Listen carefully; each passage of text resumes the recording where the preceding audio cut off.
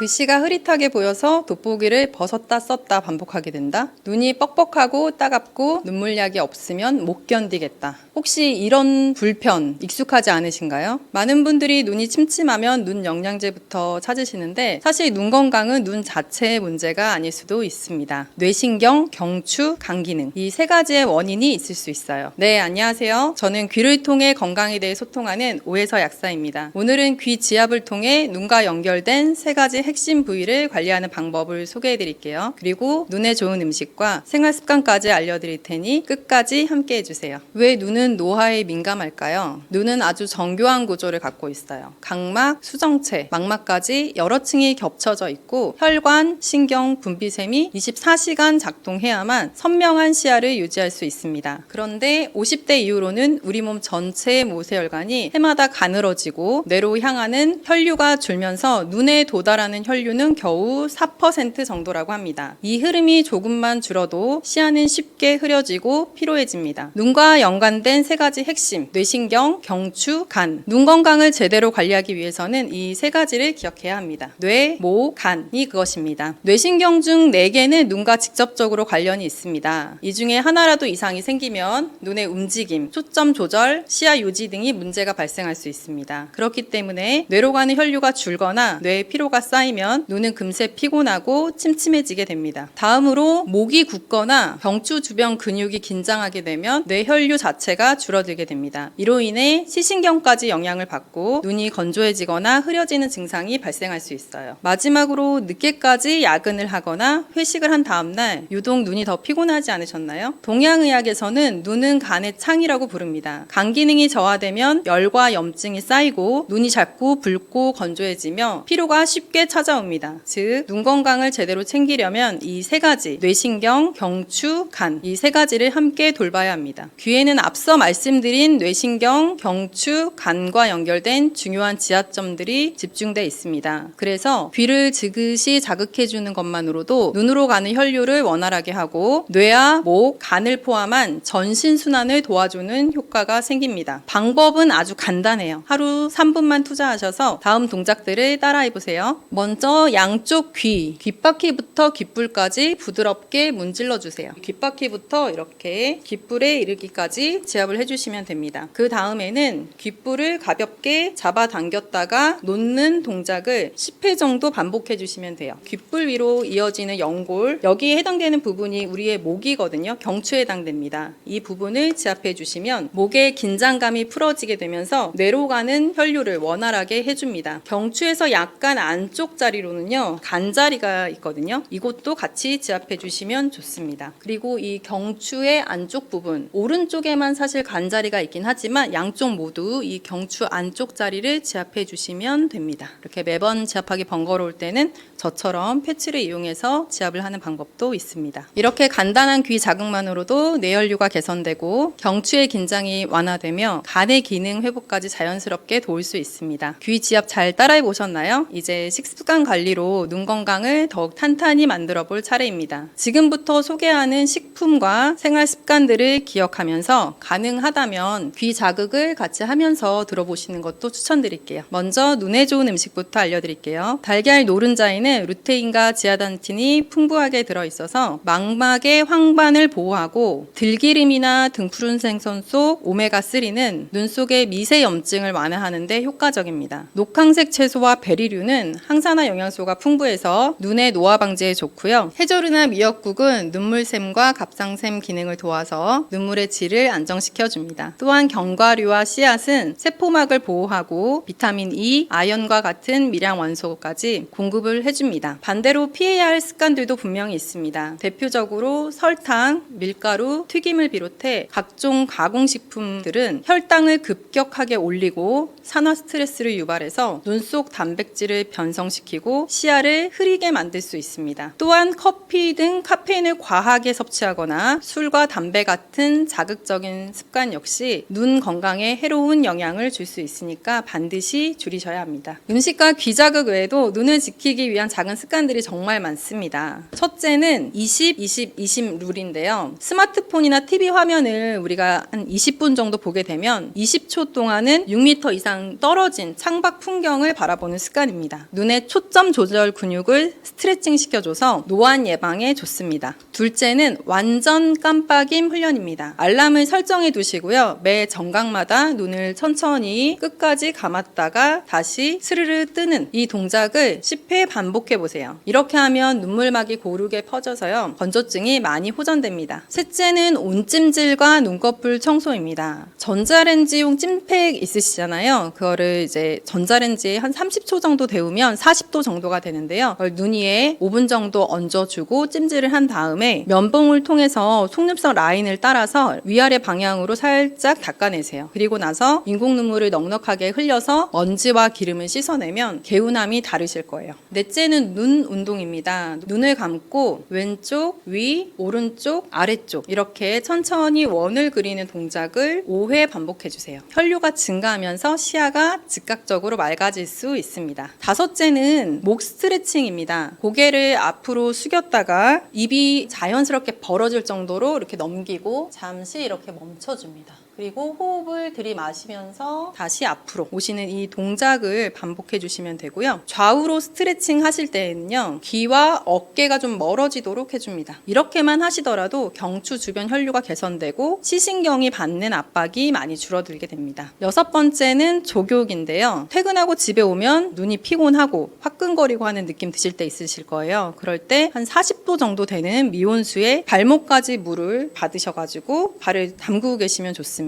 이때 발만 담그는 것이 아니고 손까지 같이 담그시게 되면 머리로 몰린 열이 말초로 내려가면서 눈에 올라오는 열감도 한결 편해지게 됩니다. 마지막 7번째는 블루라이트 차단입니다. 잠들기 전에 최소 1시간 전에는 스마트폰이나 태블릿 같은 화면을 좀 꺼두시고요. 눈을 감고 뇌를 쉬게 해주시면 좋습니다. 눈 건강을 위해 영양제를 복용하시려는 분들도 계실 텐데요. 꼼꼼히 따져서 선택하셔야 합니다. 먼저 루테인과 지아잔틴은 하루 20ml 이하, 오메가3는 EPA와 DHA를 합쳐서 1000에서 2000ml 정도면 충분합니다. 지용성 성분은 반드시 식사 중에 복용해야 흡수율이 올라가고요. 혹시 혈전 용해제나 당뇨약, 이뇨제 등을 복용 중이시라면 의사나 약사와 상담 후에 그 용량을 결정하시는 것이 좋습니다. 피가 지나치게 묽어질 수 있기 때문에 그렇고요. 눈이 건조하면서 위로 열이 오르는 느낌, 그리고 어깨 결림이 동반된다면 그때는 간장 영양제를 같이 드시는 것이 더 도움이 되실 수 있습니다. 제품을 고를 때는 헬스비나 GMP 같은 인증 마크가 있는 브랜드를 우선적으로 선택하시면 좋습니다. 하지만 꼭 기억하세요. 영양제만 믿고 식사와 생활 습관 관리를 안 하시면 건강은 도로 안 좋아지게 됩니다. 이 귀지압, 식습관, 생활 루틴을 통합적으로 실천하면 눈은 물론 전반적인 건강을 돌볼 수 있습니다. 생활 속에서 작지만 꾸준한 습관을 한번 실천해 보세요. 그게 진짜 눈 건강 관리의 시작입니다. 눈은 우리 몸 전체의 상태를 보여주는 건강의 창입니다. 눈이 자주 피곤하고 침침하다면 그건 몸 전체의 불균형을 알려주는 경고일 수 있어요. 귀 지압으로 뇌신경, 경추, 간까지 자극을 해주시고요. 좋은 음식, 좋은 습관으로 눈을 돌보는 루틴을 만든다면 눈뿐만 아니고 전신의 활력까지 되살릴 수 있습니다.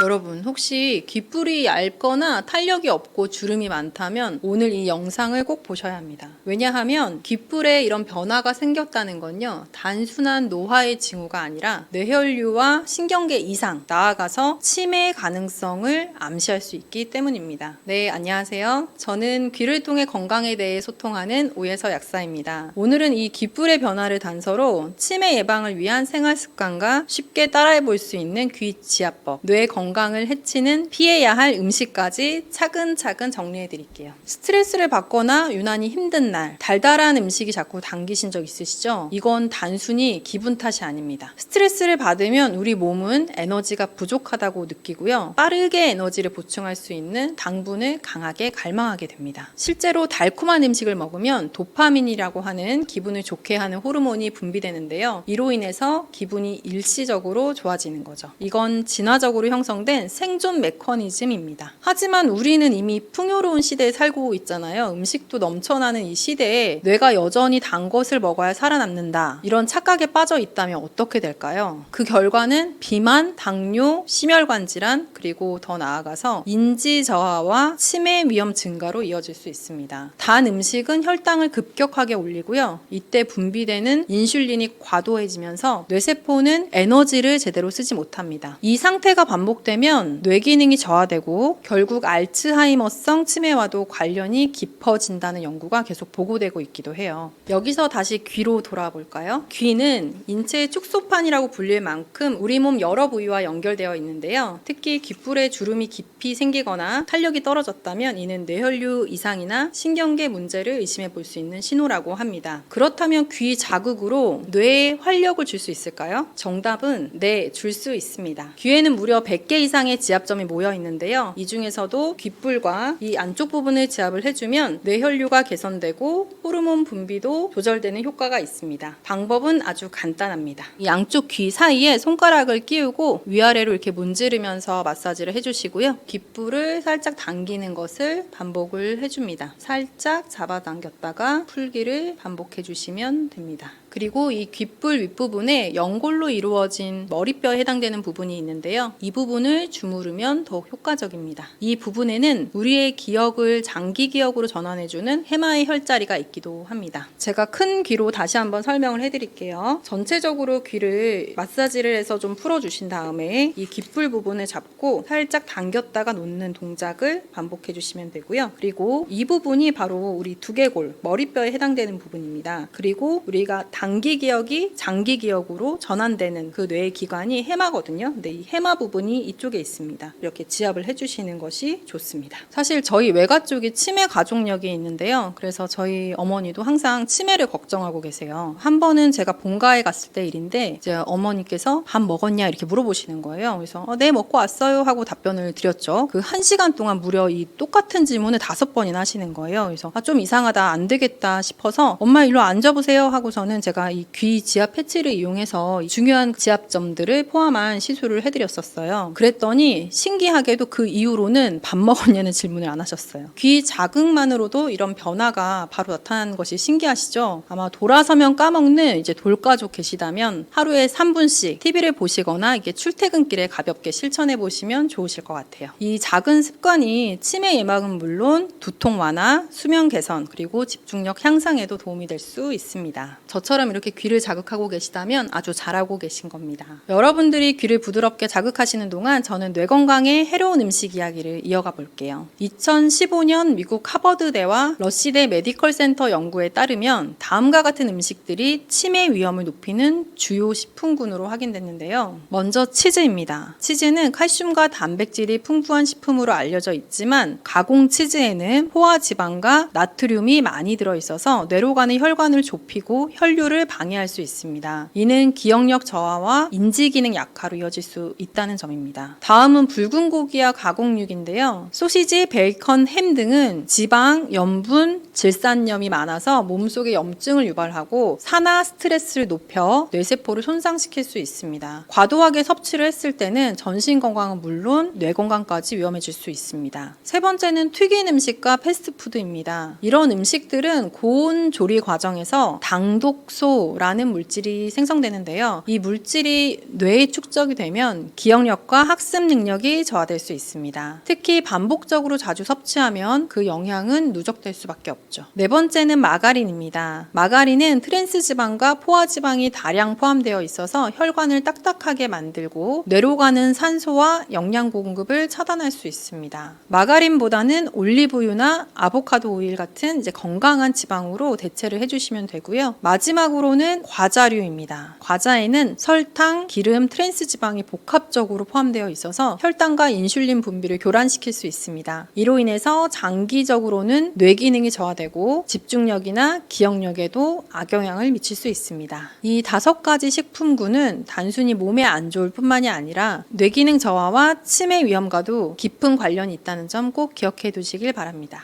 그렇다고 이런 음식들을 아예 안 먹을 순 없죠. 중요한 건 얼마나 자주 얼마나 많이 먹느냐입니다. 특히 단 음식이 당길 때는 천연 재료인 꿀이나 사탕수수, 바나나 이런 식재료로 대체해보세요. 물론 천연당이라고 해도 과하면 똑같이 해롭다는 점은 기억을 해주시고요. 귓불의 변화는 단순한 외형의 문제가 아닙니다. 그건 우리 몸이 보내는 작은 경고이자 이제 건강을 챙기라는 신호일 수 있어요. 귀를 가볍게 자극하고 또 식탁 위에서부터 뇌를 아끼는 식습관을 실천하는 것. 이처럼 작지만 꾸준한 행동들이 쌓이면 치매는 더 이상 막연한 두려움이 아닌 미리 준비할 수 있는 영역이 될 거예요.